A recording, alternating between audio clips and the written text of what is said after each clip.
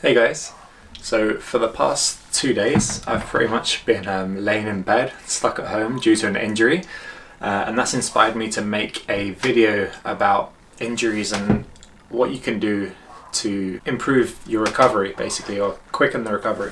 So this video is for generic injuries, nothing specific, but a very generic video on different methods that you can incorporate to improve the speed of recovery. So first of all, I've got the whiteboard here. First of all, inflammation, right? So inflammation is probably the big killer. It's what's causing the pain. It's what's going to prolong the injury. The idea is you want to reduce the inflammation as much as possible, as quick as possible. And the first thing you want to do is you want to remove the sources of inflammation. So there's different ways to look at this. I'm going to give you a couple of examples, but first of all, stop aggravating whatever it is that's injured. You know, if you've injured your shoulder doing some awkward chin-ups, then stop doing your chin-ups. You know, stay away from this aggravation. Next, you also want to remove other sources of inflammation from your life. So things that we don't often think about is food. If there's any specific foods that you know you're intolerant to, or that aggravate you, or that bloat you, etc., get rid of them. Like, for the time being, be extra strict and get rid of them. I know it's probably the time where you want to feel sorry for yourself and eat cake in bed, but that's not what you want to be doing. It's going to make your recovery a lot longer. It's going to make it take longer. So get rid of these sources of inflammation. Anti-inflammatories. So this is what's going to help bring the inflammation down. We got different ways of doing this. We got supplementation. I like to use things like turmeric. It's really good. Any vitamin or mineral which you might be deficient in, by supplementing them, you're going to improve your rate of recovery as well. So if you're deficient in zinc or magnesium, by adding them into your supplements, you're going to improve your recovery. Other supplements include things like fish oil. Fish oils can be quite good for inflammation, reducing inflammation. We've already said turmeric. Turmeric's the biggest one, to be honest. Drugs, I mean, you know, obviously we got our painkillers, etc. Antioxidants. So antioxidants is a big one here, and it relates to the next point, which is food. You want to keep your antioxidant levels high. Now that you've got this inflammation, the oxidation in your body is going to be a lot higher. The free radicals are going to be a lot higher. You want to increase your antioxidants so that you can decrease, again, the inflammation. So you want to do this with green veg, okay? Dark green vegetables are the best, and when it comes to fruits, you want the fruits which have the most thin peel. So think of berries like blueberries, raspberries, etc. The most thin peel, but the darkest colors. So again, you've got your berries there. Really useful. Next step is food. So we've spoke about some of the antioxidants. Now, alkaline. You want to try and go as alkaline as possible. The more acidic the pH in your body, then generally the longer the recovery is going to take. The more alkaline you can become, the faster the recovery is going to be. So again, you want a lot of green veg here, as much as you can, really. Every meal that you're having, breakfast, lunch, dinner, should have some source of either green veg or antioxidants in there with it. Protein.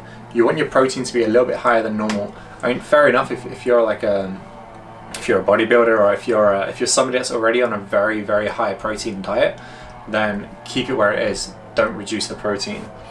Calorie surplus. I believe I spelled calorie wrong. You want to keep your calories high. So if you've been dieting, don't stay on this diet. Don't keep your calories low. Increase your calories. Your body's going to be spending a lot of energy trying to deal with your injury.